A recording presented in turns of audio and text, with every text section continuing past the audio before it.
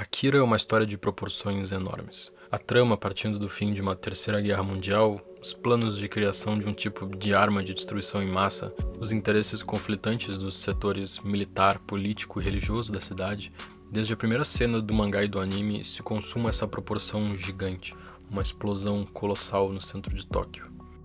O anime sai na década de 80, tempo em que o Japão estava no pico pós-guerra em crescimento econômico, de influência internacional, e num momento confuso e ambivalente na autoimagem do país, dividida entre o orgulho desse crescimento gigante e a preocupação e receio dos vários países já tocados pelo imperialismo japonês no passado. Um dos primeiros lugares que a gente vê essas tensões refletidas são as instituições que coexistem e se opõem uma à outra ao mesmo tempo. O lado militar golpista e com medo do que o poder que está sendo desenterrado pode causar, os cientistas preocupados só com levar esse experimento adiante, independente de qualquer consequência ou barreira moral, a resistência, que é a oposição ao governo atual, mas também corrupta e interessada nesse poder, desde essas figuras mais importantes até os policiais, professores, diretores, são símbolos dessa estrutura de dominação imóvel, rígida e conservadora que pesa sobre os personagens principais de Akira. E se tem uma coisa que o filme passa logo de cara, é como esse peso, essa força conservadora, de professores a policiais até as figuras mais inalcançáveis da estrutura,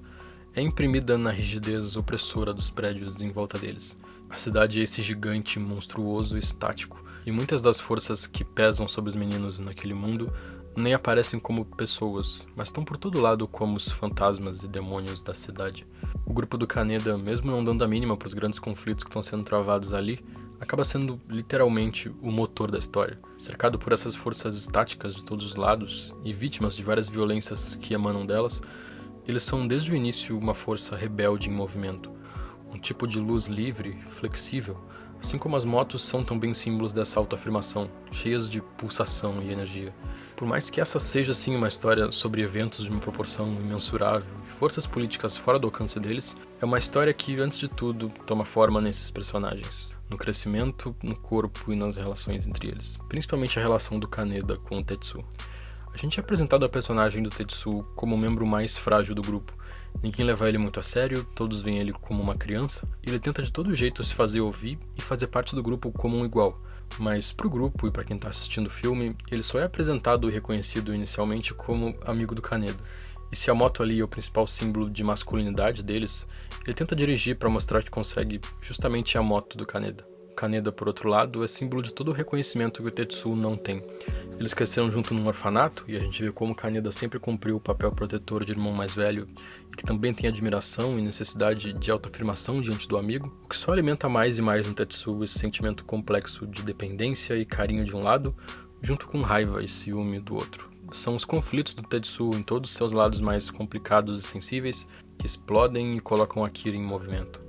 Ele é esse adolescente em crescimento que tem entre os interesses de forças maiores, fruto da violência dessas forças. Ele é forçado, junto com as outras crianças de cobaia, a regredir a um estado de infância permanente, assim como ele se vê reduzido à criança pelos amigos. E assim, os poderes novos que o corpo do Tetsu começa a manifestar vêm cheios de orgulho, como uma emancipação, a forma de resistência contra essas estruturas opressivas e sem sentido, mas ao mesmo tempo ele se vê também nessa transformação monstruosa, uma deformação horrível do próprio corpo. É um relato sensível das inseguranças, medos e os sentimentos em guerra no Tetsu, como também é das energias em conflito na autoimagem japonesa do pós-guerra.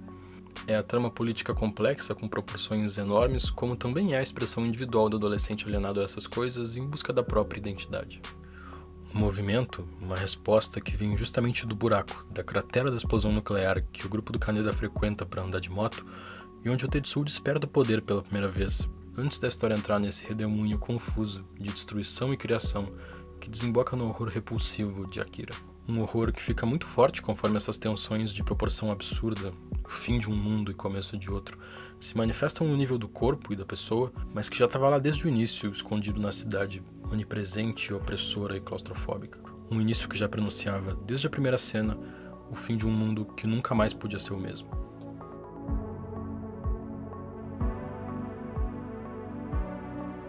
Meu nome é Otávio, a gente acabou de trazer uma novidade na nossa campanha de apoio. Agora uma das recompensas vai ser um servidor no Discord, pra gente poder trocar ideia. E a gente também tá planejando umas coisas legais pra fazer nele no futuro, então não esquece de dar uma olhada lá. É graças a essa campanha de financiamento que a gente consegue manter esse canal. Muito obrigado pela atenção e até mais.